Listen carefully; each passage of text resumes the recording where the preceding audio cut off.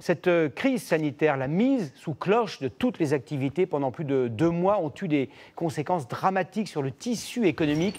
Selon une étude, près de 95 000 entreprises risquent de disparaître en France d'ici la fin de l'année. Pour certains, c'est toute une vie d'efforts qui s'effondre. Regardez cette enquête remarquable, cette enquête du 20h qui est signée Fabien Chadeau, Julien Clouzot et Régis Rouanet. Tribunal de commerce de Rennes, un lundi de juin. Donc le Covid a été l'élément qui a fait déclencheur. Dans quelques minutes, ce sera la fin d'une histoire pleine de promesses qui a tourné au calvaire. Pascal Février saura si la justice a trouvé un repreneur pour son magasin de jouets placé en liquidation judiciaire. Bonjour à tous, installez-vous. Une audience à huis clos, à l'issue de laquelle une solution de reprise s'est enfin imposée. Je ne savais plus comment faire, j'ai tout perdu dans la ferme, maison, etc. Et pour moi, c'est un soulagement. Je vais pouvoir me reposer un peu, quoi. Voilà. Et pourtant, au départ, l'histoire était belle. Après 30 ans de carrière dans la grande distribution, il plaque tout pour réaliser son rêve, ouvrir un magasin de jouets en famille. L'idée, au départ, c'était d'assurer l'avenir de mes enfants. Moi, après, je partais en retraite et voilà, et se faire plaisir de travailler en famille. L'entreprise décolle rapidement. La fille de Pascal, son gendre, sa femme ne comptent pas leurs heures et pendant 5 ans, l'affaire se développe. Mais la crise des gilets jaunes et les grèves contre la réforme des retraites font chuter le chiffre d'affaires de 60% avant que le coronavirus sonne la fin de l'aventure.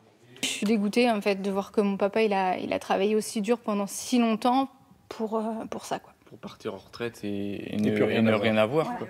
Sauf des dettes, près d'1 million d'euros qu'il devra rembourser jusqu'à la fin de ses jours. Maintenant, qu'est-ce que vous voulez? Je n'ai plus rien. Je n'ai plus rien du tout. Je peux pas vous dire que j'ai un centime de côté, je n'ai plus rien. Même si je vis jusqu'à 150 ans, je ne pourrais pas rembourser. De toute façon, là maintenant, c'est cuit. Et aujourd'hui, c'est les enfants qui nous aident à vivre. Son cas sera suivi de très près par le tribunal de commerce de Rennes. Une cellule de veille psychologique accompagne les chefs d'entreprise qui ont tout perdu. Souvent, quand l'entreprise va mal, il n'y a pas que l'entreprise qui va mal. Tout dans l'environnement est déjà problématique. On parle des 3D, dépôt de bilan, divorce, dépression. Et dans certains cas, le pire est à redouter. On veut à tout prix éviter qu'un échec financier se termine par un échec personnel. À nous, on craint tout simplement que la personne se suicide. Partout en France, la crise sanitaire a précipité la fin des entreprises, déjà fragiles avant l'épidémie. Combien sont-elles? Impossible à dire aujourd'hui, car souvent ces PME disparaissent en silence, comme cette épicerie bio à Pithiviers. Là encore, l'addition gilets jaunes, réforme des retraites et coronavirus a été fatale. Ça fait du mal de revenir là. Parce que c'est toute une vie qui s'écroule. C'est difficile de se dire on a construit tout ça, mais j'ai tout choisi, tout, le mobilier, tout, les couleurs, tout. J'avais mis mon âme et toutes mes économies de ma vie aussi. Les 50 000 € de son assurance vie ont été saisis par la banque pour payer ses fournisseurs. Aujourd'hui, à 51 ans, elle n'a droit à aucune aide de l'État car elle touche la pension de réversion de son mari décédé, 500 € par mois. Sa priorité, retrouver au plus vite un emploi salarié. C'est difficile, mais je ne veux pas rentrer dans une phase de dépression.